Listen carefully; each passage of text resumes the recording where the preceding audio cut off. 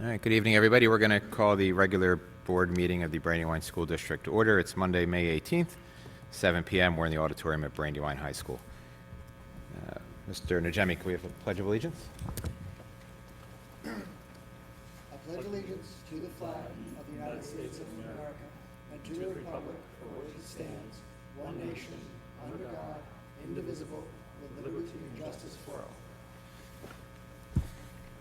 Thank you. Is there a motion to approve the agenda? So moved. Mr. Lavoie? Second. Mr. Scorpot, all in favor? Aye. Aye. Motion carries. I don't know if she is expecting this, but on the agenda next is a welcome from our principal of Brandywine High School, Mrs. Reggio. And team.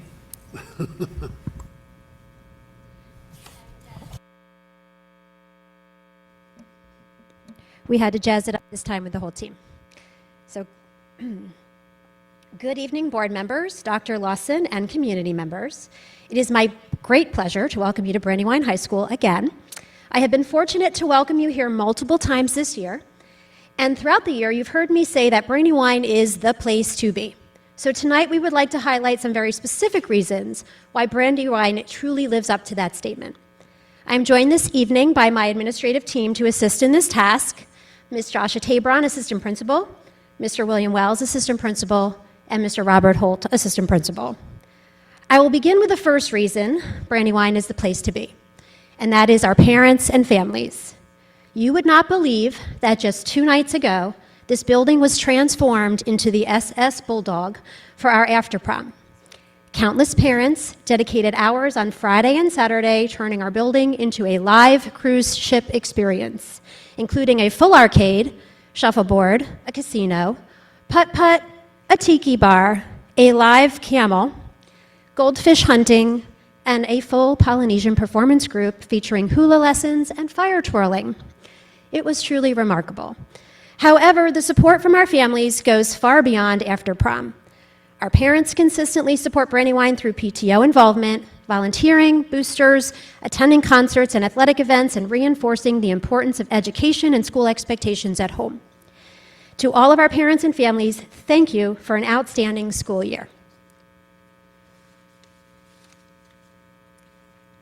The second reason Brandywine is the place to be is our students. Every day we see a strong sense of community and pride our students create within this building.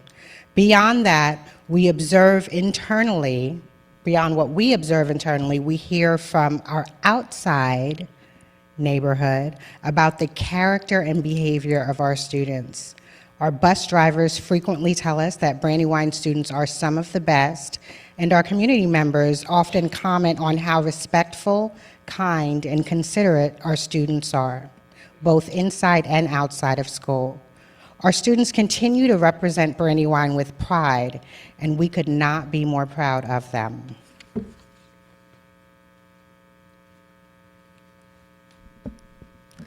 Third, our staff. Our staff has also decided that Brandywine is the place to be. While the national teacher attrition rate averages approximately 7% annually, the majority of teacher departures at Brandywine over the past several years have been due to retirement. Brandywine has remained fully staffed, which is a significant accomplishment considering Delaware continues to experience educator shortages and approximately 2.5% statewide vacancies. Our staff is deeply committed to students, supportive of one another, and dedicated to creating meaningful experiences for our students every day.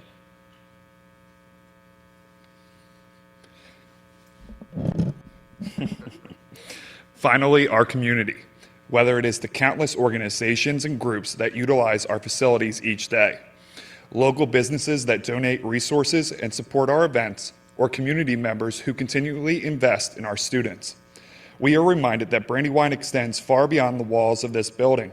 Just recently, the manager of Seasons donated more than 40 pizzas for our Teacher Appreciation Week, simply to show support of our staff. Acts like these reflect the strong relationships and sense of pride that exist within the Brandywine community. At Brandywine High School, we are proud of what we have built together, students, staff, families, and community members alike. It truly takes all of us working together to create the culture and the opportunities that make Brandywine the place to be. Thank you. You can leave it on. They're up. Thank you, Mrs. Reggio, and thanks for hosting us so much this year. By the way, the camel's name was Stella, and she loved her trip here, it sounds like. All right, that brings us to our student reporters and their last report of the school year. We're going to start with Molly and Michaela from Concord.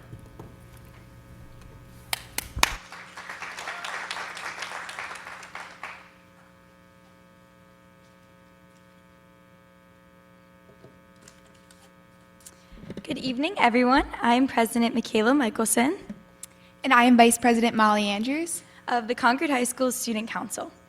We're excited to bring you up to speed on the amazing things that have happened at Concord over the past month. To begin the month, we would first like to recognize several outstanding students for their achievements. A special congratulations to Samantha Berth, Chase Demares, Ahmad Goodman, and Irma Quiones for owning the 2026 Talent for Writing and Creativity Award from Young Writers USA. Their 100-word horror stories will be published in the nationally recognized Young Writers Anthology, an incredible accomplishment and testament to their creativity and talent. We also celebrate our Educating Rising seniors, who have recently signed letters of intent at the Old State House in Dover, committing to pursue post-secondary degrees in education. It is exciting to see these students take their next step to becoming the future leaders. Innovation was also on display during our high school annual's Engineering Design Day, where students in the engineering pathway showcased the projects they had worked hard to develop throughout the year. Students had the opportunity to present their designs to parents, staff, and community members while sharing the problem-solving skills, creativity, and technical knowledge that went into their work. For our seniors, the excitement of planning their future continued with May 1st Decision Day, where students proudly celebrated the colleges, careers, and opportunities that await them after graduation. The celebrations didn't stop there. Seniors also enjoyed a memorable overnight sleepover in the parking lot, filled with tents, s'mores, games, and plenty of laughter, creating lasting memories as they prepare to close this chapter and begin a new one. Next slide, please. Thank you. As things are winding down for the school year, Concord continues to thrive. A couple weeks ago, our junior class threw an amazing spring fling that really got everyone in the spring spirit. Speaking of spring, with the warmer weather finally here, we have seen so much excitement and activity outdoors. Just last week, our Concord High School golf team had an incredible opportunity to attend the PGA Championship at Arominik Golf Course, thanks to Concord alumni Robert Smith, class of 2001. Rob gave the students a behind-the-scenes look at the game of golf, as well as an insight into careers in digital marketing, media, and journalism. Staying on par with the golf theme, Concord Sports Boosters hosted its second annual golf outing yesterday. It was a huge success in raising over $9,500 for our sports programs. We were even joined by our superintendent, Dr. Lawson, and we are incredibly grateful for everyone who came out to support the event. Moving on to other sports news, we'd like to welcome 3 athletes into the 100 Club. Ella Lucy from the lacrosse team scored her 100th career point during a Concord's win 16-2 over Christiana. Morgan Cook recorded her 100th career hit in softball during a 6-0 win over Odessa. Blake Hoerman earned his 100th career kill in volleyball during a 3-2 victory over Mount Pleasant. Wrapping up with our sports news, congratulations to the Concord High School girls tennis team on an undefeated season and becoming Light B conference champs. We also want to wish all of our girls competing in the state championships best of luck. As the year continues to close, we are looking forward to the upcoming senior events, including senior awards, prom, and graduation. With all that being said, we would like to thank you guys all for your time and attention throughout all of our awesome board reports this year.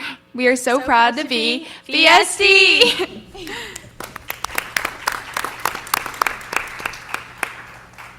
Thank you. I know we're going to recognize everybody separately later, but I just wanted to thank you both for everything this year. We have a great group of student reporters this year. Anybody have any questions or comments? Oh, when I heard about the sleepover, it sounded great from... Yeah, we had a lot of fun.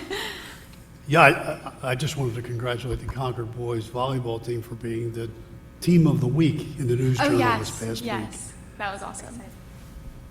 Any other questions? I have some comments, but I think I'll wait until all of the seniors get a chance to go. Thanks. All right. Thank you so much. You.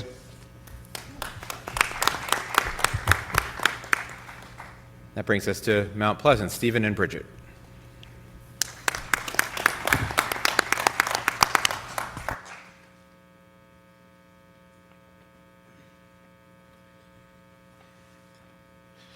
Good evening, ladies and gentlemen. My name is Stephen Rice. And my name is Bridget Schneider. We are so excited to be here tonight to share another incredible month at Mount Pleasant High School. We'd like to begin by highlighting several opportunities our students had to grow outside of the classroom this month. Students involved in the YW Leaders Program traveled to Legislative Hall in Dover through a year-long partnership between our Black Student Union, Archmere Academy, and the YWCA Delaware. During the visit, students learned about advocacy, policy, and leadership while continuing conversations about social change and equity. We also want to recognize our Teacher Academy students who recently visited Bush Early Learning Center and Darley Road for Preschool Special Olympics Day. Students assisted with activities throughout the event and gained a valuable hands-on experience working with younger students and supporting inclusive education. Another exciting event this month was our senior prank, which brought class spirit and creativity to the building in a fun and memorable way for the class of 2026. Along with that, our Student Voice Advisory students participated in the final retreat of the year, where they discussed student experiences, analyzed school data, and prepared to present their findings to faculty and administration. We are also so proud of our students who represented Mount Pleasant through athletics and inclusion in activities this month.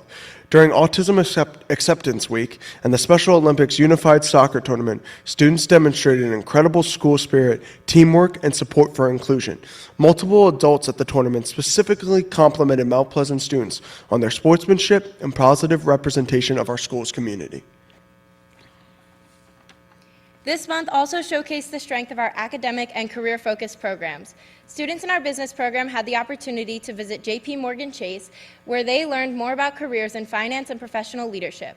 Our AVID students also participated in several exciting experiences, including a field trip to Villanova University, senior financial lessons, and AVID field day activities that promoted both college readiness and collaboration. Our IB sophomore students also presented their personal project exhibitions this month, showcasing months of independent research, creativity, and problem solving. Additionally, our AP and IB art students displayed their incredible work during their annual art exhibition, highlighting the artistic talent and dedication presented throughout Mount Pleasant. Our music department has also had an incredibly successful month. Students participated in the Spring Choral Concert, both of our Spring Instrumental Concerts, the Steel Pan Jamboree, and our Music Awards Ceremony. We are especially proud to share our music ensembles received superior ratings for all of their performances at Hershey Park. These accomplishments reflect the hard work and commitment of both our students and their directors. We would also like to recognize several additional accomplishments that are not pictured on the slides. Our track team competed at Penn Relays. Our boys tennis team continues to have a strong season, and our BSU students celebrated the graduation of this year's YW Leaders cohort. We also want to congratulate John Muraney for being elected president of the National JAG organization, an incredible achievement representing Mount Pleasant on a national level.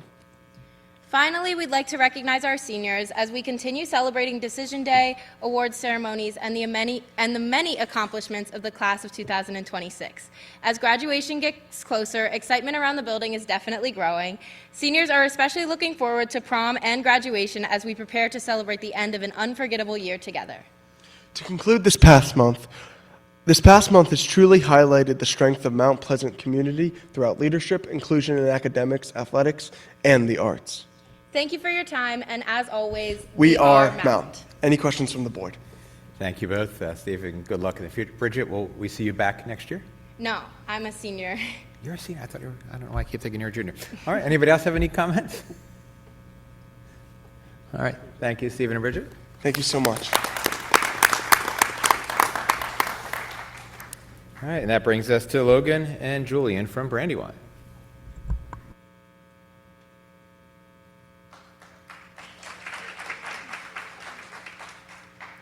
Hello everyone, my name is Logan Scott and I am Brandywine Student Council President. I'm Julian Maroney, I'm the Vice President. We have a lot of fun things to talk about here today. First, we would like to congratulate our teacher, Miss Diana Rossi, on winning a 2026 Philadelphia Phillies All-Star Teacher Award. We would also like to congratulate Angelina Mangano on reaching 100 career goals and over 200 career points in soccer. Recently, we recognized our amazing and hardworking teachers with Teacher Appreciation Week. Teachers celebrated with coffee, snacks, dirty sodas, Brandywine-themed coloring books, and more.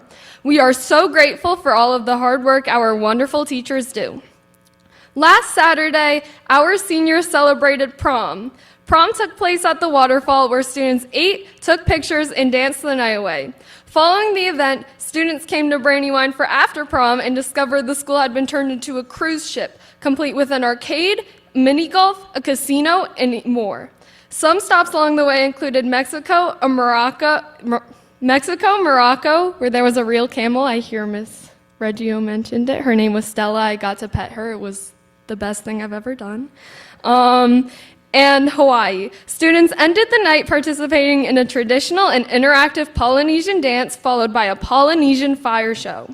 It was certainly a night to remember. I'll pass it over to Julian.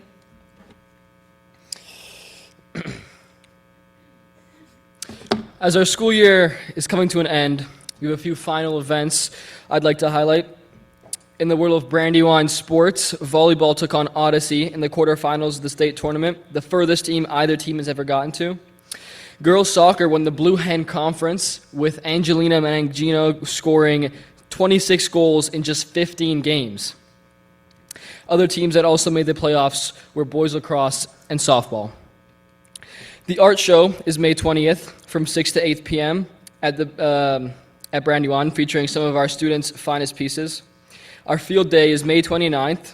Students who qualify to participate will have the opportunity to play outside with friends in nice weather. Our senior class celebrated their senior prank with a heartwarming grill out in the parking lot. It was a great way to bring the whole class together for one last meal and their final day. We also have a bulldogging fundraiser organized by our junior student council to celebrate the class of 2026 graduates.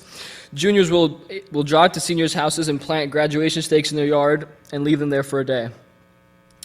On the topic of graduation, Brandywine graduation is coming up next Sunday at 2 p.m., and we're so excited to celebrate our seniors' 4 years and, push them on to the next chapter of their lives. That's all from me. Thank you. Go Dogs. Any question from the board? Thank you, and I wish you guys both the best of luck. Just because we're in Brandywine, I had read previously, I saw Miss Rossi's award by the Phillies Teacher of the Year. I read that there were hundreds of nominations around the greater Philadelphia area, and they only selected the top 10 to win that award. Yes. So it really kind of drives home how good BSD is. I had a few comments, Jason. So this is kind of for the seniors. So first of all, thank you all, because you've been so impressive this year with your reports, and for the time and effort that you've taken with the community, and to keep us informed about what's going on in the community. And I know you had some questions that were kind of difficult to answer, but you did great with all of those. And I know, we're so proud of you guys and everything that you're going to do when you move on with, after you graduate and you get to school. So I did want to read a couple of lines from a book, short story, that I think are really helpful. As I read these, some of you may think that sounds like Bruce Springsteen's song Glory Days, because it's all about what to do when you're young and you have the time and the opportunity to do it. So let me just set the stage first. In this, the narrator's talking about a time when he was shipwrecked and the troubles he had to go through, right? So he says, I remember the heat, the deluge of rain squalls that kept us bailing for dear life, and I remember 16 hours on end with a mouth dry as a cinder and a steering oar over the stern to keep my first command head onto a breaking sea. I did not know how good a man I was till then. I remember the drawn faces, the dejected figures of my 2 men, and I remember my youth and the feeling that will never come back anymore, the feeling that I could last forever, outlast the sea, the earth, and all men. The deceitful feelings that lures us on to joys, to perils, to love, to vain effort, to death. The triumphant conviction of strength and the heat of life in the handful of dust. The glow in the heart that with every year grows dim, grows cold, grows small, and expires too soon before life itself. And I think the lesson there is, as you get older, you're like, oh, I should have done this, I should have done that. You guys have the time now to do it. Take advantage of every opportunity. Make the opportunities you can. When you get off to college and university, associate with people you wouldn't associate with. Learn ideas you wouldn't have exposed yourself to, all right? And just take in everything that you can and learn from it, and you guys are going to do great. So thank you again. Any other question? Thank you. And now we're going to move on to our formal recognition of our high school reporters. I think you can sit until Dr. O'Hanlon calls you up. And then just for the high school reporters and their families, after this recognition, if you can all report to the lobby, we'll do some more formal photos with the students and their parents that might be here. Good evening, everybody. I'm honored to be here tonight to recognize these incredible students you just listened to and have been listening to and seeing these past couple months throughout the school year. They have 1,000% demonstrated exceptional dedication, professionalism, and a genuine passion for their community. These student board reporters represented the Brandywine School District at each of our board meetings this past year, and they've done an incredible job with it. Each month, our student board reporters stood before this board and delivered presentations on what was happening in their schools, the events, the achievements, the programs, and the stories that make up the daily life of our students. They were a voice of their school communities in this room, and that is no small thing. Standing before a public school board, presenting clearly and confidently on behalf of their peers month after month. It takes preparation, it takes poise, it takes a real sense of responsibility, and these students brought all of that every single time. So through their presentations, this board stayed connected to the heartbeat of our schools. Board members didn't just hear from staff, they heard directly from students. That connection is invaluable and exists because of the young people that we're recognizing here tonight. So to each of you, to our board reporters, every time you stepped up to this podium here, you represented your school with pride and your peers with care. And you showed this board and this community, all of us adults here this evening, what Brandywine students are made of. And we hope this experience, as fun as it was, has given you the skills and the confidence you will need to go beyond these four walls here. So if I could call the student board reporters up, congratulations for your service.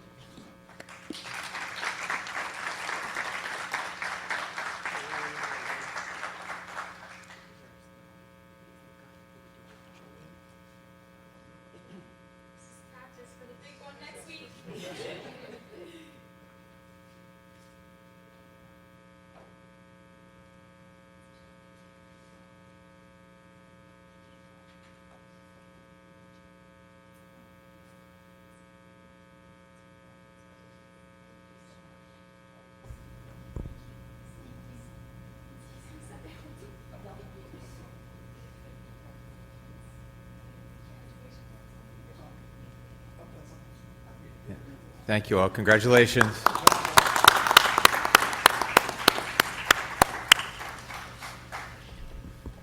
And if there's families or administrators from their school that want to head out for the photos with Mick, that would be great.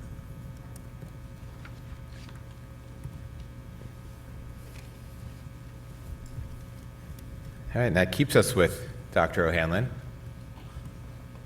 Oh, there he is. Gosh. For recognition of Mount Pleasant High School and the Medallion Program. I apologize. You're stuck with me. I'm actually pleased this evening to call up Ms. Barbara Corte-Watson. If you could come up, and they're going to present an award to Mount Pleasant High School.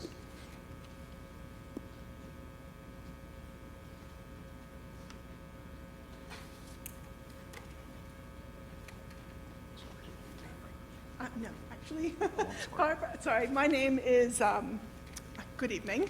My name is Pam White, and I have the privilege of being the host mother to Celine Bourgie, a CBYX exchange student from Germany who's finishing her year at Mount Pleasant High School.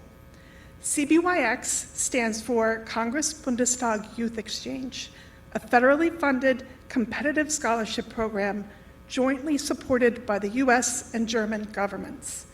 Each year, just 200 students are selected from each country through a rigorous application process, and it is a tremendous honor to be chosen. The program has been running for over 40 years and has connected tens of thousands of young people between our two countries. I chose to host because I was a CBYX student myself in high school, and I know firsthand what a life-changing experience it can be for a teenager. By hosting Celine, not only did we gain a new family member, but we learned about food, traditions, and holidays we never would have encountered otherwise. Just as importantly, Celine became a youth ambassador in her school, sparking curiosity in other students. The friendships she has formed here will go home with her and will shape how she sees the U.S. for the rest of her life. So, we are here today to present the State Department Medallion Certificate. So this program recognizes U.S. high schools who welcome students participating in Department of State-sponsored exchanges. It's a reflection of the importance our government places on people-to-people diplomacy and international understanding. It is my honor to present the certificate to Mount Pleasant High School and the Brandywine School District in recognition of supporting a student funded by the Bureau of Educational and Cultural Affairs. I want to especially thank the faculty and staff who have been part of Celine's experience here this year. And I don't know if on the spot. But this is specifically made out to Mount Pleasant High School, but I wanted to make sure the board was aware. So Mount Pleasant now can officially use this medallion on any electronic communications that you have. It's a really nice recognition from the Department of State. And the Bureau of Education and Cultural Affairs is actually the same bureau that oversees the Fulbright Scholars, so just to give you an idea of what that means. So thank you. Thank you. And so now I'd like to introduce Celine, the young woman at the center of all this. So Celine, if you have just a couple minutes. Hi guys, my name is Celine, and to be honest, I didn't expect to stand here in front of an auditorium and in front of people. When they told me there is a board meeting, I thought there is a circle, a table, and I'm just gonna talk to a few people. So I'm a little bit unprepared. I thought I just can talk about my experience and then just go. So now I'm a little bit in the spot, but I wrote a letter to the governor actually a few months ago, and I asked something and I never got a answer back. But so I'm just gonna use this letter and read it to you guys. I think that describes my experience pretty good. And then after that, I'm just gonna talk. So in August 2024, I asked my father what he thought about me spending a whole year abroad. I had seen a poster about a full scholarship called CBYX, which sent about 200 students to America each year to represent their country. My father said it was a once-in-life opportunity and that I absolutely had to apply. Without really having a plan, I applied that evening. We are immigrants and we came to Germany from Iran in 2018. Because of this, I had doubts about whether I would even be selected. I wondered how I would represent Germany when I myself was often seen as a foreigner. Nevertheless, this spontaneous application quickly turned into a big dream to grow, meet new people, and step outside of my comfort zone.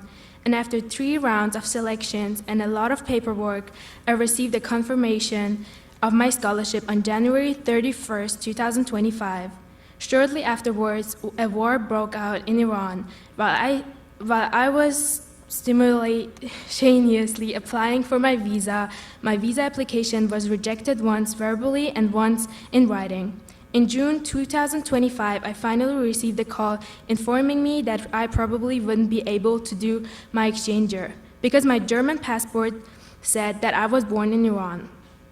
In August, I finally boarded a plane to the US. A year after that, I had the opportunity. A year after I spontaneously applied, I was filled with dreams, excitement, and also a bit of fear of the unknown. I received an incredibly warm welcome here. I'm 17 years old and was therefore registered as a junior. But since this is my only year of school here, I ended up in many senior classes. Over the months, I made close friendships here. I also participated in school sports teams like volleyball, swimming, and now tennis. There too, I spent most of my time with seniors and was honored as a senior at the end of the season. Being an exchange student is an emotional roller coaster, but I'm incredibly grateful to have become a part of American culture. Things like the yellow school buses, homecoming, Thanksgiving, and prom are special moments for me. Thanksgiving was one of my highlights, and I already know that every year, no matter where in the world I am, the first thing that I will do is baking a pumpkin pie. And so, through my liaison, who is like my local coordinator, and she works like for the government, I really don't know what she's doing. I got the opportunity to stand here and to talk about my experience. So because of that, I also wanted to use this opportunity to sorry guys, to ask something. As you just read something and you said in your youth age you should take every opportunity and you won't regret it in your future life, and our seniors read about how excited they are about their graduation and about their senior year. So I asked my principal and people in my school, of course it's not their fault, but because I'm registered as a junior, I'm not able to walk at the graduation. But when you come to the US, on the exchange student posters, there's always this picture of a cap and gown and everything. So we don't have that in Germany. I'm going to high school for 9 years, so I have 1 more year in Germany. When I go back, I have still 2 years. So I graduate with 19, and after that, I'm just gonna go to school and get my graduation letter, and I'm just gonna go home. So this big picture of American graduation is in my head and in everybody's head when we come. And so I wanted to ask if I'm just being able to sit with my friends that are just seniors and just wear the cap and gown. I don't even need to walk. And for this point, I asked my teachers if they would like to just write a short message or a short paragraph to the board meeting for you guys, why they think you should let me walk, or even just sit with my friends that I made this year to close my experience and just have the full American experience. I just did everything as a senior, so I just wanted to have the full. This is the only thing I can do. So I have the letters here, and I'm just gonna give it to you, I guess. Thank you for having me here. Thank you, Celine. And if Dr. Lawson and Dr. Rivera and Mr. Palladinieri can work on that, we can get back to you with an official answer, yes. hopefully quickly, on how we can accommodate that. Thank you. And thank you, Celine. I also wanted to note that the scholarship goes both ways. So we also have American students, 200 from the country, going to Germany, fully funded. Sorry, Mia, to give a shout out to you as well. We actually have a Delaware student who is selected for next year from Brandywine. And also, if anyone in the audience is interested in hosting, I have a couple profiles of CBYX students who are looking to find homes for next year as well. You can come find me if anyone has any questions. Thank you so much. Thank you. Any questions? Any drop questions off from the board? No questions, but your enthusiasm is contagious, and clearly this has been a great experience for you. So thank you for joining us, and we're glad that we were able to share this experience with you. Appreciate it. Thank you for having me. Thank you again. Anyone else? Thank you. Thank you.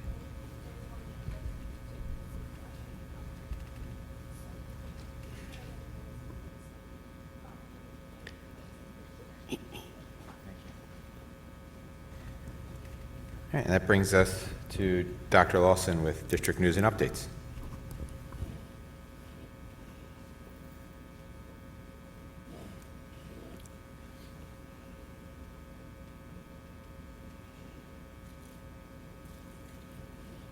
Good evening, Board President Heller, members of the board, members of our audience and community. As we continue our deeper dive into student outcomes data, this month we take a closer look at Delaware's 11th grade federal accountability measure, the SAT. For context, every state is required to test students in 11th grade. What assessment you choose is up to each state. Delaware is one of 7 states to require the SAT as its 11th grade accountability measure. This means that all 11th grade students, regardless of their post-high school plans, must sit down during the school day to take the SAT.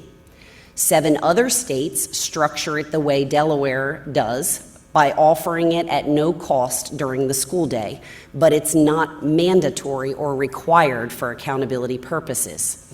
It's optional, and they use another assessment for their 11th grade accountability measure. As a result of this different structure among states in our country, Delaware's reported SAT scores, as compared to those of other states nationally, are misleading.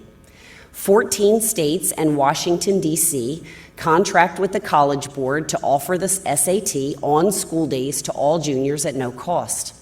This results in high participation rates across all states clustered on the left side of the graph, as shown by the trend line near 100%. We actually get sanctioned if we fall below participation rates that the state requires. However, this also depresses average SAT scores because all juniors, regardless of their intent to attend a 4-year college, are required to take the test. So states with the highest participation rates have the lowest average scores. Inversely, as SAT participation rates decline within a state, average scores rise. The states clustered on the right side of this graph, which exhibit the highest average SAT scores, have the lowest participation rates. In fact, the state with the highest average SAT scores, shown here, only report the top 1% of scores within their respective state. This is sampling bias, not comparing apples to apples, yet it continues to be shared nationally as if the comparison is equitable. Back home in Brandywine, our average SAT score went from 924 in school year 25 to 933 in school year 26, a gain of 9 points. This was driven by an increase of 5 points in reading and writing and 4 points in math. The average reading scores this year is the highest earned by Brandywine students since the redesign of the SAT in 2024. And while math is down 4 points since school year 24, it is up 4 points from last year, even though the state average dropped by 2 points. It speaks to our collective effort to not only return to pre-pandemic achievement levels, but also work very hard to surpass them across a broader range of our student population.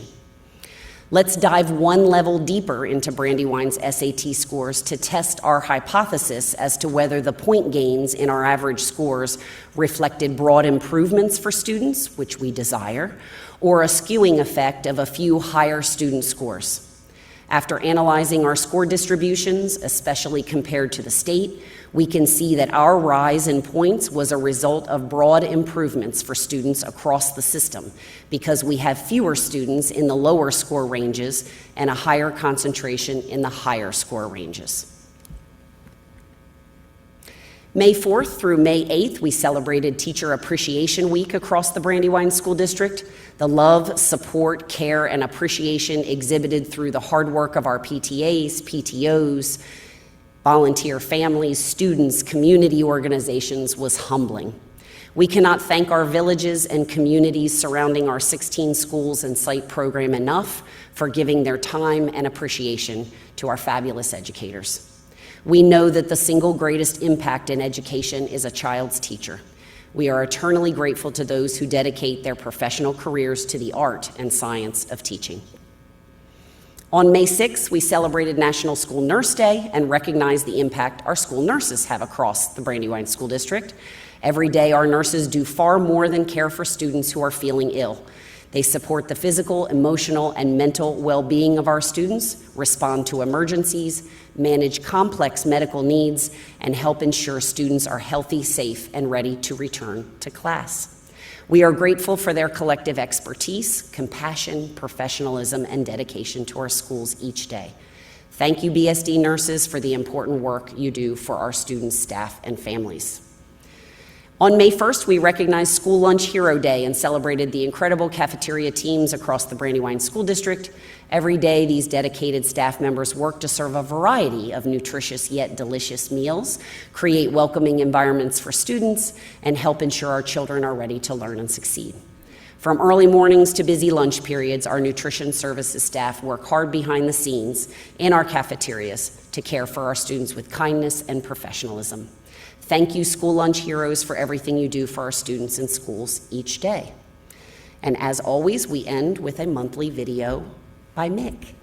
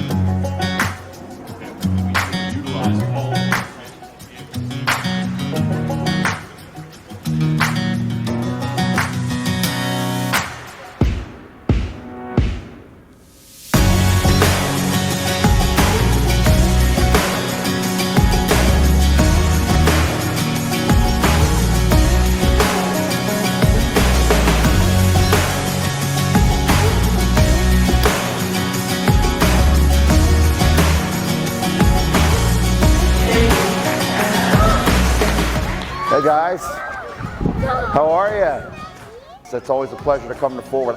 We come out with the canines, most recently with our wellness dog, Barry. We'd like to visit the classrooms. Hey, how's everybody? You know, we want to get the kids to be comfortable with us. We like to explain what we do as police officers to keep them safe. So it's always nice to kind of have a dog. It's a little foot in the door. The kids love the dogs. They have great questions. And then it segues into other police questions. But it's good mental health for them as well as for the officers from the canine teams that come out to these schools.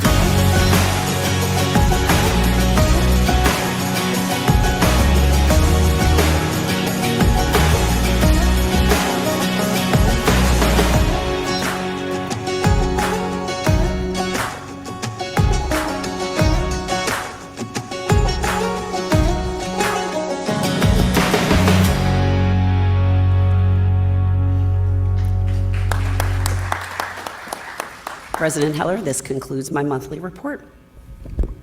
Dr. Lawson, just quickly following up, I just got this today, Senate Joint Resolution 15, directing the Delaware Department of Education to reevaluate the use of the SAT in Delaware, engage educators in modernizing the state accountability framework, including development of a coherent high school assessment system, and develop additional measures of student achievement and readiness. Yes, sir. So they're listening in Dover. Thank you. Any other questions or comments for Dr. Lawson? All right, that brings us to public comment. The public comment period of the meeting allows members of the general public to address the Board of Education on any agenda item or educational topic. Please note the following, that 2 minutes is allotted per speaker, which will be displayed behind me on the screen, and the microphone will automatically shut off after 2 minutes. Members of the public may address the board just one time during each meeting and may not yield time to others.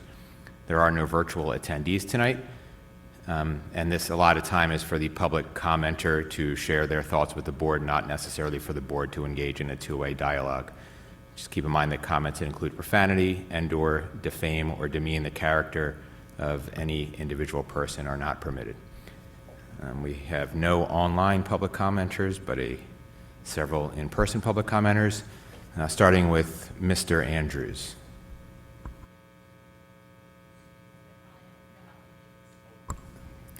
My apologies. Ms. Andrews. You can go to that microphone right there. Yeah, and then a bit of a hear you.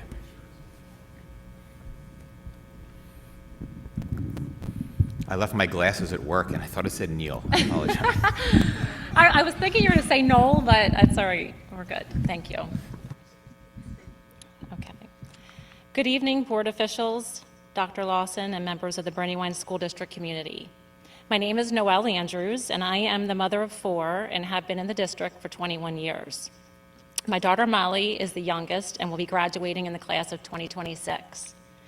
I'm here tonight with gratitude, and I'm incredibly thankful for the education provided for my children. With special appreciation to Mrs. Kristen Blair, Mr. John Petticoon, Miss Loretta Riley, Miss Million, Coach Hamburger, and Mrs. Julia Overly, just a few of the many wonderful teachers. There is another unsung hero that I believe goes above and beyond for the community at Concord High School. With her balance of her own home life as having a father with Parkinson's disease, a sister with special needs, I am so in awe of how this person is able to do all that she does. She sacrifices her own personal time to support the students at Concord in various ways. This person is Dr. Carrie Riches. Whether it's supporting the parent or the student and the parent, Dr. Riches helps so many of our families with her kind, caring heart. She is a true angel among us. Concord is so fortunate to have someone as selfless, strong, dedicated as Dr. Riches. I could give you so many examples of the good she has done for so many, but I would be here until midnight. I just want to thank all that have done so much and just don't get recognized. The district has done so much for many of our children, and I'm just so grateful and appreciative of all the teachers and all that they have done for our kids. So this is my last child, so 21 years, and I just thank everyone. Thank you. Thank you, Ms. Andrews.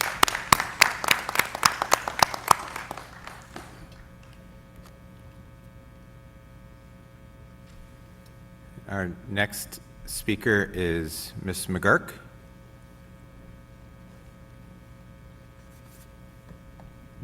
Good evening, everyone. I am a proud 5th grade teacher at Lombardi Elementary, and as usual, there are many stories in the news about public education, including recently the annual Education Scorecard report.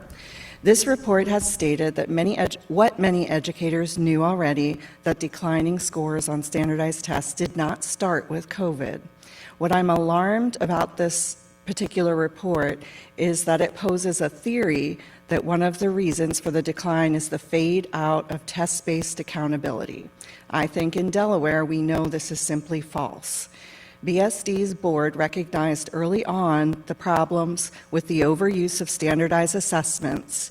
In December of 2019, your board issued a resolution calling on the Secretary of Education and the State Board of Education to re-examine the use of standardized testing because, as you stated, it has reduced a love of learning, leading to a school culture that is steeped in unnecessary stress and anxiety for students and staff.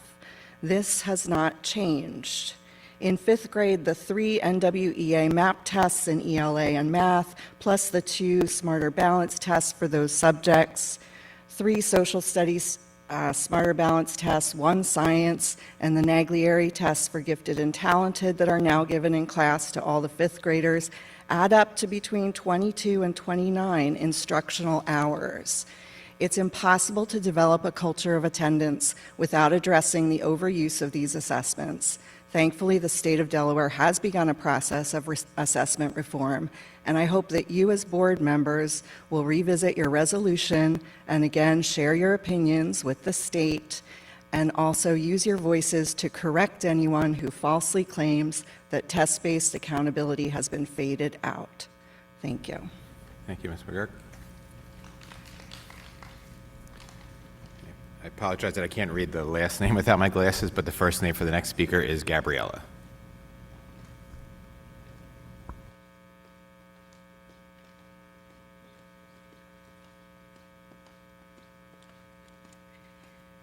Hello, good evening.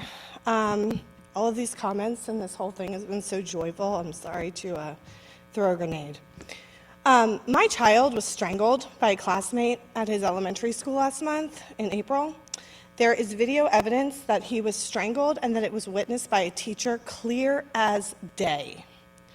My child stated that this teacher told the classmate to take his hands off of my child and then asked my child if he was okay. No matter how many times he is questioned or from what angle, his story has never changed. None of this was reported by the teacher, and this teacher denies seeing or saying anything. We have been through numerous investigations, and it all comes down to one thing. There's no audio on the tape, so we can't prove anything. Due to the lack of audio, this has enabled the teacher to not be held accountable for their actions. Because of this, I am proposing that audio be added to all school security system tapes in the Brandywine School District. The school district says that accountability is high with the priority list, so therefore adding audio to all videotapes will allow for greater accountability across the district. If this was your child, what would you do? Thanks for your time. Thank you. All right, it appears there's no other public comment, which brings us to board business.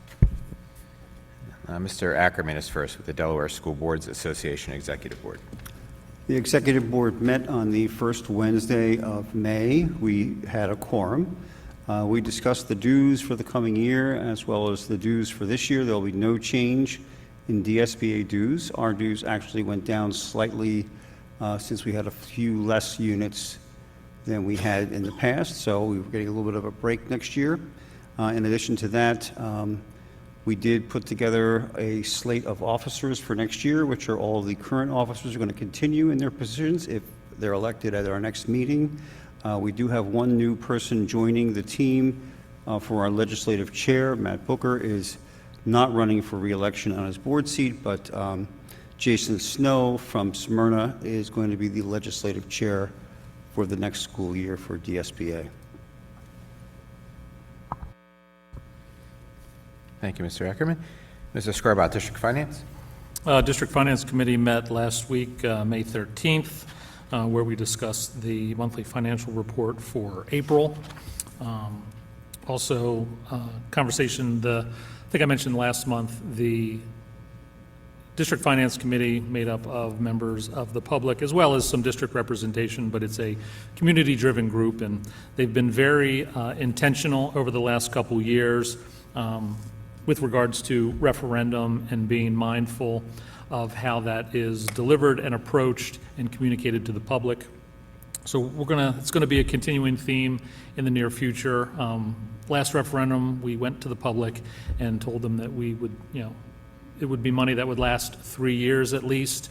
We'll be doing what we can to stretch those dollars out, but as that 3-year window approaches, just wanted to share with the board that it is top of mind for the committee, and those conversations will start to accelerate as needed. And our next meeting is scheduled for Wednesday, June 10th, 5 p.m. Online as well as in the district boardroom. Thank you. Maintenance Advisory Committee, Mr. Najemi. We had a meeting on May 5th at Concord High School. We went over with Mr. Reed the grounds, the new grass, Bermuda grass that had been put in. And we also looked at the HVAC system that needed some emergency repairs. We actually just toured parts of Concord High School, and it was a really good kind of introduction to all aspects of what was going on with how the building works and how it runs. So it was a really good experience. I want to say that our next meeting is June 2nd. Let me double check where we will be having it. This is actually very interesting. It'll be June 2nd. We're actually touring the Pritchett Academy, which, if you know anything, it's not in our district. It's in the Christina district. But they have made a lot of really wonderful upgrades to that building. I had a chance to go there last year, and it's a really interesting place. It's an interesting model for looking at the future and seeing what buildings can look like. And I'm sure we're also going to see if there are any things there that we want to avoid in terms of changing our building. So June 2nd at the Pritchard Academy. Thank you. Ms. Stock is not present for Parent and Citizens Advisory Committee, but I am aware that the next meeting for that group won't be until the fall. Mr. Lavoie is going to be presenting for Parent Council for Students with Disabilities. Thank you. This was the last meeting of this council for students with disabilities for the school year, and it met on May 11th. BSD welcomed families for an evening focused on connection, collaboration, and support for students with disabilities and their caregivers. Parents participated in presentations and breakout sessions designed to strengthen family-school partnerships and provide practical information and resources. Pardon me. The evening featured guest speaker Karen James, parent advocate and founder of Speaking of Special Needs, who shared personal experiences raising a child with significant disabilities. Her presentation highlighted the importance of empathy, communication, and collaboration between schools and families, while also providing insight into the daily experiences and advocacy efforts of parents of children with disabilities. Parents also received updates from Mr. John Reed, Brandywine School District's Director of Facilities, on district accessibility and inclusion projects, including ADA improvements, inclusive playground initiatives, accessibility renovations, and future facility planning to better support students with disabilities across the Brandywine School District schools and programs. Additional breakout sessions then provided families with information on understanding autism and available supports and services and behavior assessments and how they guide support. Families had opportunities to ask questions, network with other parents, and provide feedback on future Parent Council topics and supports. The Parent Council continues to provide an important forum for family engagement and collaboration of our BSD, as BSD works continuously to ensure inclusive and supportive learning environments for all of our students. Thank you. Thank you, Mr. Lavoie. Mr. Najemi, Wilmington Learning Collaborative. Yes, we had a meeting on the 27th of April. We had another meeting on the 6th of May, and there was another event on the 12th of May, and there will be another one on the 20th of May. There's a lot of things going on in the WLC. There's finalization of the budget, trying to reconcile what has been spent and what has been kind of encumbered, if not spent yet. So there's a lot of things going on in the WLC. As everyone knows, Harlan is our one school that is part of the WLC, and there are some pretty tangible financial benefits that Harlan has been able to reap because of its membership in the WLC. But there are a lot of things going on in that organization that, you know, are trying to determine how it's going to really go forward during the summer and into the next year. A lot of programs for people involved, for the teachers and administrators involved, and it's moving in a direction to really serve the schools that it has in its program during the summer and on to next year. Thank you. And then District Success Plan Committee, Mr. Jordan and Mr. Lavoie. Thank you, President Heller. So the Success Plan Committee has met the past several Thursdays at Mount Pleasant Elementary from 5:30 to 7:30. We've had approximately 14 to 15 people attend our meetings, and it's been a big cross-section of the community. We've had students from our high schools attend. We have had teachers attend. We have had former teachers attend. We have had members of the community attend. And during these sessions, we have led breakout groups to discuss the success plan around 4 different categories, including student achievement, culture, climate, and community, teacher retention, and financial stewardship. During those conversations, we've been hearing a lot of ideas about what the community is looking for with this success plan. And we have continued those most recently last Thursday, where we again met at Mount Pleasant Elementary to talk more broadly about these categories and how we're going to format this success plan. Those conversations will continue before we get to the drafting stage. The next meeting is Thursday, June 11th, 5:30 to 7:30. The public is encouraged to attend and to make any comments that it wishes. It can always reach out to us. We've also distributed a survey to members of the community, whether through the school district's social media, or we've also teamed up with the CCOBH organization to distribute that survey, and are looking for participants to take those because all of that information is going to be useful when it comes time to actually drafting the success plan. So again, just to repeat, next Thursday, I'm sorry, not next Thursday, but Thursday, June 11th will be the next meeting. Thank you. Thank you. Are there any other board member reports? That brings us to the consent agenda. Is there a motion to approve the consent agenda? So moved. Second. A motion and a second. All in favor? Aye. Aye. Any opposed or abstentions? I'm going to abstain because I was not available for the executive session. Roll call, please, Ms. Harris.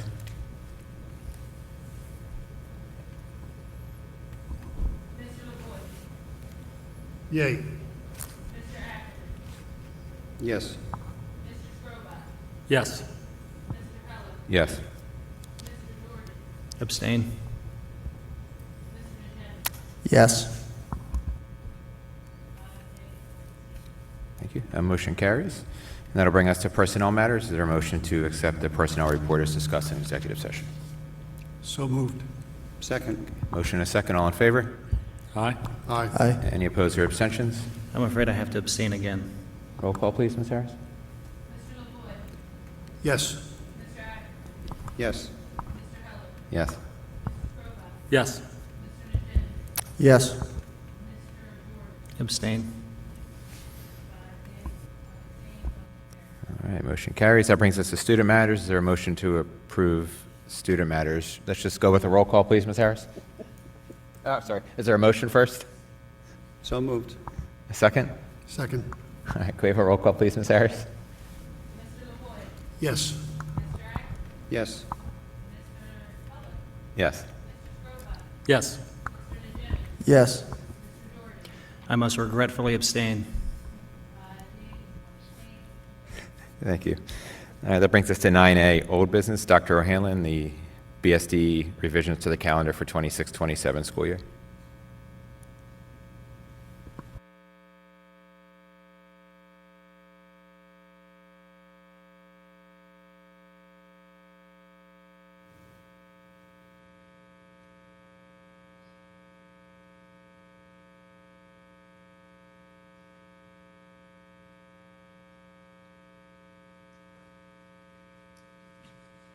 Thank you for your patience. I was trying to run down here out of excitement, so I apologize for taking my time. So good evening, everybody. I'd like to bring up an attention to an update to the calendar for the 26-27, for the upcoming school year.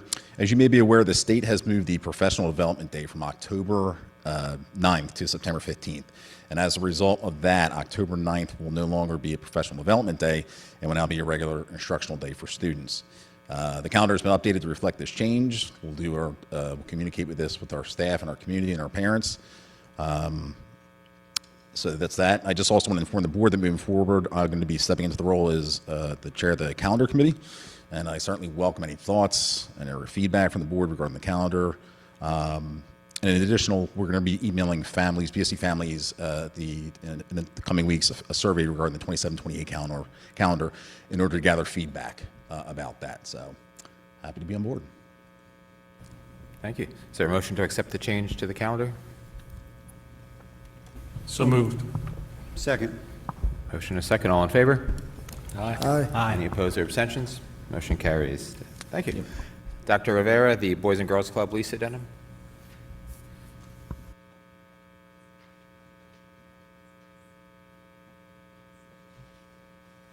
Good evening.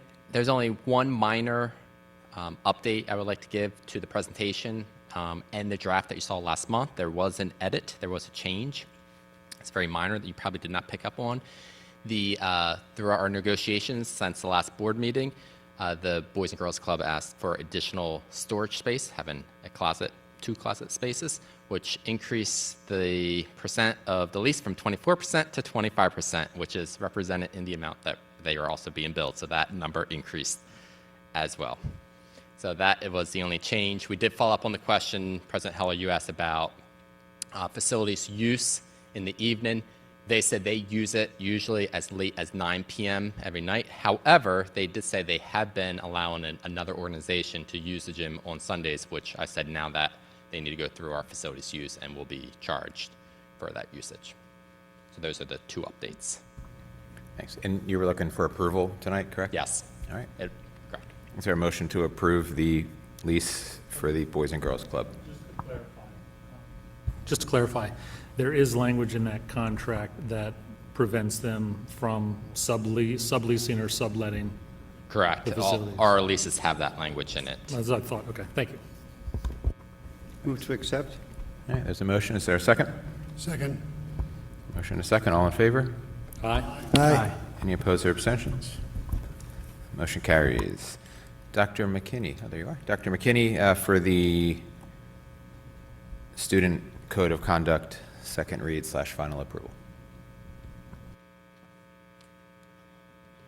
Good evening, President Heller, Superintendent Lawson, members of the board, those of you who are assembled here, those of you who are joining us virtually.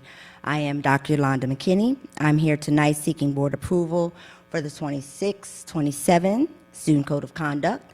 Last month, you had the opportunity to hear from members of the committee to review the proposed changes, and thank you to all of you for providing feedback and comments on our working Google Doc. So tonight, I'm just here to ask if you have any final questions or comments, and then I will be seeking your approval to move forward with the 26-27 Student Code of Conduct. I'm concerned with the changes under search and seizure. I don't think I can vote for this until we've had our attorney review it. I don't like all this right and this and that and blah, blah, blah. That's, to me, just too much. I don't want to burden school staff if there's a problem. I want them to be able to deal with it. So I would like to move to table this until next month after our attorney reviews it and provides us feedback. Thank you. What section is that, Mr. Ackerman? It's page 21 of Page the Student 21. Code of Conduct. If you look at board docs, change of COC is what Code of Conduct final approval is. I got it, page 21. Could I suggest that if we are going to do that, or if that's something that's going to happen, can we have a kind of a schedule so that our attorney can take a look at it, but then, whatever you feel needs to have happen, but I just don't want it to float out until the next meeting. I'd like to make sure that whatever you feel needs to happen actually happens, and whoever needs to discuss it, I would just like to make sure that if we are going to table it, that it is, that there's a very concrete plan so that the next meeting, there is no such concern. And can I just so that everybody's referencing the exact same document, the second attachment under 9C says Board Docs COC final approval. That one has this proposed language change in it, I believe. Mr. President, can we have it maybe come back to us at the workshop so that we are ready at the regular meeting to make sure we can approve it? This way we have additional time to discuss and pick it apart. And I would appreciate if we attach the entire Code of Conduct just in board docs, just so it's easy and I can see it in context as well as just, it's great to see the changes. I love it. And by the way, welcome back, Dr. McKinney. I haven't seen you in a while. Glad to see you. Thank you. But I think it'd be good to have the whole thing so I can just kind of look at it as a whole. Yeah, great. I was going to suggest that we finalize what language we wanted to go to the attorney tonight, but that's a much better use of the time. So we'll just put this item on the workshop agenda so we can discuss it fully and then know what we're asking the attorney to look at. Sound good, everybody? Yeah, Sorry, go ahead, sir. I don't want to rush anybody to a decision, but I just wanted, just for clarification, like what is our communication timeframes to, go to print, communicate to students by the summer, and if there's any constraints there, would Mr. Ackerman or anyone else be open to approving it with the exception of this section? So we can just focus on this section and approve the other areas. I'm told that if we approve it in June, we're still okay on the timeline. We are, and I am able to send sections of the code to the printer.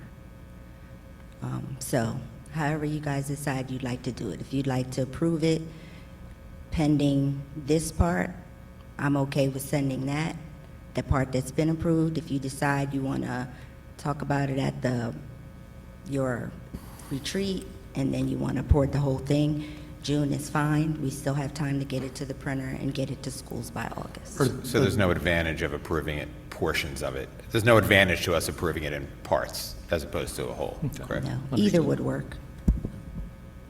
Mr. Jordan, I think you had a question, sorry. No, but I'm not sure, though, after Mr. Skrobot's comment, if we are going to vote to approve all but the search and seizure part that's on here, and if that's the case, I would suggest the entire search and seizure section be withheld, not just the part here, because if we change something on there, it could change something else in that section. So not just the proposed language, but that entire search and seizure section,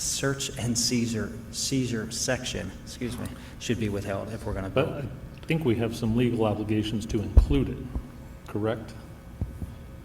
There's the conflict is that what's proposed here goes beyond what the legal obligation is. Yes. Okay. It's to get clarification on that.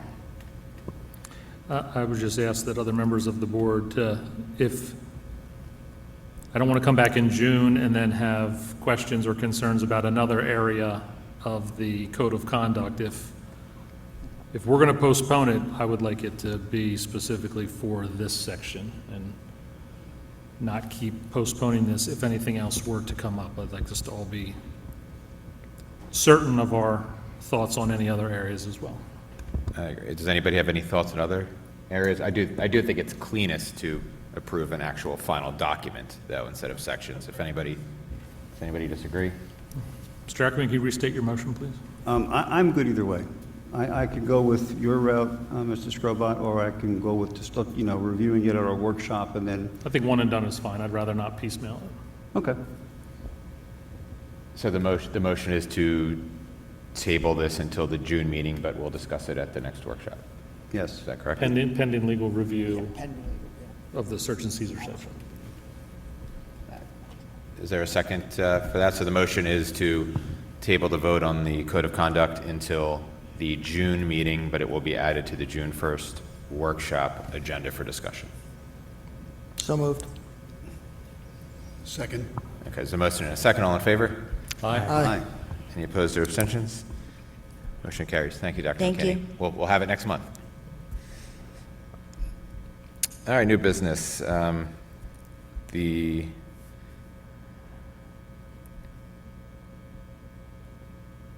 don't know if I have the corrected. Is this the correct attachment? 26, 27 is our board agenda, our board meeting dates for next year. That's next. New business, that's the Yeah, but I don't have the attachment.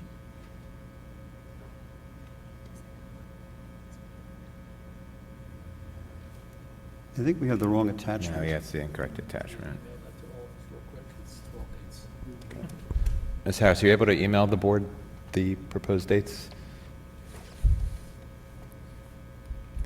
Is there?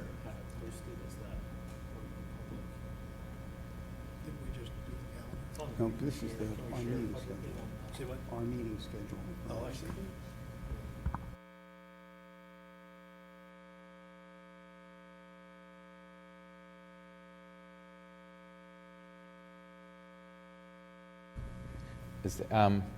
Since it wasn't published on the agenda, would somebody entertain a motion to table this to the June meeting?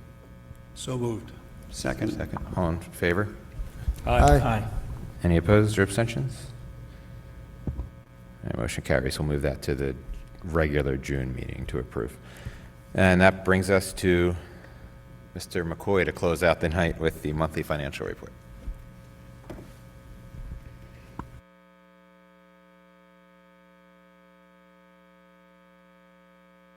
Lawson, board members, board members and audience members. The only item I have for your consideration tonight is the April 30th, 2026 monthly financial report. Looking at the current expense receipts on page 1, we have surpassed the amount of tax receipts we budgeted to collect, and we will continue to climb as we collect the second installment of the senior property tax credit and any remaining real estate tax payments for the next 2 months. It's worth reiterating that this is due to the delay in appeal settlements and mid-year changes to Brandywine School District's assessed value. As of April 30th, there are 390 appeals remaining for the current school year for Brandywine School District, which could lead to a decline of roughly $420 million of assessed value in the district, equating to a tax revenue of roughly $3.5 million. Additionally, for next school year, there's a new allotment of appeals, 177 new appeals for next year, with another $75 million of assessment at risk, or roughly $2 million in tax revenues. With that said, there are state bills that have passed that allow districts to reset their tax rate to a revenue neutral level for fiscal year 2027, and that should help us counteract some of the impacts we're seeing from these appeals. Many of the appeals we have planned for, but we're seeing that some of the appeals are landing at values lower than we anticipated. Line 2, interest. It looks like we will surpass what we budgeted for interest. I was worried earlier in the year. I stood up here and I said we may not make that budget number because I expected our interest rate to decline. However, the interest rate has stayed steady in the 4% range, and it finally started to decline in May, so we'll see probably lesser interest per month, but we should still meet our budget. Looking through the remainder of the revenue report, the percent received in all categories looks quite solid. There's no areas of concern from a revenue standpoint, so if there are no questions regarding revenue, I'll just keep it moving to the expenditure side.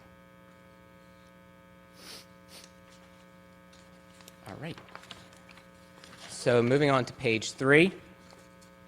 Expenditure lines 1 and 2 combined are at 82.85% obligated, which is very much in line with the same time period last year, which was at 82.83%. You'll see that the Board of Ed line 3 is overspent, and I did just want to add some context to that. This is because of the change from board docs to diligent, which was forced upon us by the vendor. It was the same vendor for both programs, so they made a switch to diligent, and with that came an additional $10,000 fee. We also spent $5,000 on accessibility technology for board meetings. So that pushed us over where we expected to be. That number will get a little higher over budget as there's a few board meetings remaining. For April, there were no other areas of concern on page 3 that we haven't previously discussed. Total operating expenditures are 78.46% obligated compared to 84.80% for the same time period last year. Just a quick look ahead into May. The special education operating unit, line 12, you'll see it overspent next month. There were a large amount of change orders and purchase orders that came through in early May to finish out the school year. On page 4, keeping with the special education trend, line 29, special education tuition tax remains overspent. However, it was previously at $2 million, and we were able to reduce it by $300,000 through what are called payroll funding adjustments, where we can code paraprofessionals into vacant teacher units, and that will move their pay from local to state line items. Overall, special education costs have become a significant challenge for the district's budget. The special education director, Dr. Hess, and her team have worked nonstop to control the costs, but the needs of our children in the district and the costs associated with those needs outweigh the cost control efforts that we've been able to implement for this school year. As we begin to plan fiscal year 2027, special education costs will be a priority item for our review. Quick question. I know I'm not looking for an individual breakdown, but can you say what the costs are in terms of, is it personnel, equipment, just things of that nature? And do we anticipate it being year to year, or a grand outlay for one year will maybe carry over value to the subsequent years? So the major cost driver that we're seeing this year are contractors. As we have difficulties filling special education teacher vacancies, we then have to fill those roles with contractors as new students enter our district that have needs that we can't accommodate with current staffing levels. We then have to staff up to accommodate those needs. So the main priority is contractor costs. Will that hang around next year? I don't have the answer to that, but it's something that we're going to really dive into and make sure we have our hands wrapped around it. Moving on to page 5, it shows the individual school building budgets. All are within their budget, with most that are well below their budget. Concord High School will be a bit tight for the remainder of the school year since they're at 94.75%. But we have made them aware of their spending limitations for the year, and through that process, they've identified a fair amount of ways to cut spending in fiscal year 27 so that they are not up against their budget towards year end. Moving on to page 6, it shows the district's use of prior year funds. The big ticket item on this page that changes the most month to month is line 28, the unique alternatives line. This is state funding for when BSD places students with disabilities in an alternative learning environment. The state funds us with prior year money during the current year, which is why you see a large balance and a large amount of spending and encumbrances on this prior year report. The remainder of things have been relatively unchanged from month to month. Are there any questions on expenditures before I move on to the cash flow statement? All right. Looking at the cash flow statement on page 7, you'll see that the ending balance is now $9.1 million. This is the second month in a row that we've seen a decline in the ending balance. The reason for the decline is that I'm just a little hesitant with all of the appeals that seem to be settling lately. We've had some big ones settle. I'm not sure if those large parcels are asking for a refund or a credit. If they ask for a refund, there is a possibility that it could be pulled out of this year's tax receipts. However, the big unknown in that process is if the county has the capacity to handle those refunds from now until the end of the year. I think there is still a major backlog of refunds from the first go-around of when we reset our tax rate. So Mr. McCoy, do you have the examples that you shared with the District Finance Committee to share with the board? Yes. Just the 2 examples of the non-residential properties. So there were 2 major non-residential properties that settled within the past few weeks. The first one is the Brandywine Country Club property that we now will hopefully share soon with Brandywine Country Club Apartments, LLC. The previous assessment, when it was originally assessed, was $24.5 million. They requested a value of $12.3 million in the appeals process, and they were, I guess I will say, they were awarded an $8.1 million assessed value. So they asked for $12 million, and they landed at $8.1 million. That's a decrease in assessment of $16.4 million, which is $171,000 in tax revenue. The other, even larger one, is the Concord Mall parcel. That was valued at $70.2 million. Through the appeal process, they were reduced by $47 million, and their new total is $23 million. The decrease represents a decrease of $489,000 in district tax revenue. So that's kind of what we're seeing. The remaining appeals from this school year are mostly commercial and larger dollar amount. That's why we still have such a huge amount out there that we could still lose in our total assessment. And so we will be very lucky that we have the ability to reset our tax rate to account for these types of situations. Had we not had that ability, I do not know what we would have done. Mr. McCoy, could you just clarify what body made those decisions about the Sure. reassessment? So these parcels appeal to Newcastle County to reduce their assessment.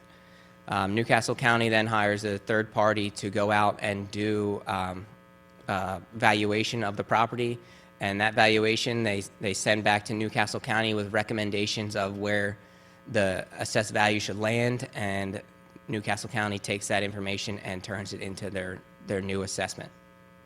You don't have the name of the company that they hired, do you? I do not have it off the top of my head, but I could get it for you. Thank you. Yep. More of a statement than a question, but I wonder how many residential appeals came in 30, 40, 50% lower than even what they were asking. Seems an interesting process that a commercial property would recommend a value and the county would come in even lower than that, when I'm sure if you turned around, the insured values of these properties would be a lot closer to the original assessments. The one thing that we have going for us for the Brandywine Country Club is that obviously they will build many residential properties on there, and that will slowly build up the assessed value as those become complete. As well as provide children for our schools. Yes. So another item that I wanted to note on the cash flow statement is we have the header over May that it is a 3-pay month. The first pay in May was on May 1st. That means the cash was pulled from our accounts on April 30th. Because of that, the month of April actually shows the cash impact of 3 pays, as you can see in the expenditure line in April, where it's $9 million of expenditures. That's because there were 3 pays. So I adjusted May downwards to only factor in 2 pays. So it now has the header that it has 3 pays, but it has a lesser amount because one of the 3 pays was pushed back into April for cash flow purposes. And if there are no questions on that, the District Finance Committee approved One second, Mr. Yep. McGuire. Is there any benefit just to, and I missed this at District Finance Committee, but for the 3 pay, even though May has the pays, but it comes out in April, is there anything, asterisk or a footnote for this? I did add the little note in red at the bottom. Oh, red, plain as day. Thank you. Yeah, sorry. It's very tiny font, though, so I could see how it was easily missed. Put my glasses back on my forehead. Thank you. So the District Finance Committee approved the April 30th, 2026 monthly financial report at their May 13th meeting. Dr. Lawson, I do notice as Mr. McCoy went through the report that we are spending $5.8 million to support charter schools, which is lower than the amount we budgeted, so that's great. Do we actually know all the students that are attending the charter schools? Do we have their enrollment information? We do, sir. So can we market to them to come back to our district, maybe like do special open houses or guided tours? I mean, I think it's time to compete. You know, the one school that comes to mind for me is Odyssey Charter. When they clog up Green Street in the afternoon, they stop their bus in the middle of Green Street and their cars all around that bus, and the kids get off the bus and they go to cars. So they were literally, you know, sucking kids out of the neighborhood and causing a problem in the neighborhood at the same time. But I think we should market to those people because I think we definitely have things to offer parents. And I'll tell you some Odyssey stories later that I heard from a coworker whose wife is a teacher there, but don't do it in public session. But, you know, nothing to say bad about them per se, but I just think we should try to compete and, you know, go after those students to bring them back to the Brandywine School District. We are officially competing. We are. Good to know. Move to accept the recommendation of the financial report subject to audit. Is there a second? Second. All right, motion a second. All in favor? Aye. Aye. Any opposed or abstentions? Motion carries. That brings us to our, thank you, Mr. Coy. That brings us to our general information. The board workshop that we've mentioned will be on June 1st at Mount Pleasant Elementary. Our next regular board meeting is June 16th at Mount Pleasant Elementary, and then assuming we approve the calendar, the following board meeting will be Monday, July 20th, also at Mount Pleasant Elementary. Is there a motion to adjourn? Quick comment. Yes. Graduation on the 30th. Want to make sure Frank and 31st. everybody, on the 31st, sorry, I'm going to my friend's engagement party on the 30th, that's why. But yeah, just wanted to make sure everybody knew, 31st, we're going to be there, and it's going to be quite the event, so we look forward Best to it. day of the year. Yes, Best day of the year. 31st. Thank you. Is there a motion to adjourn? So moved. Is there a second? Second. All right, all in favor? Aye. All right, motion carries. Have a great night, everybody.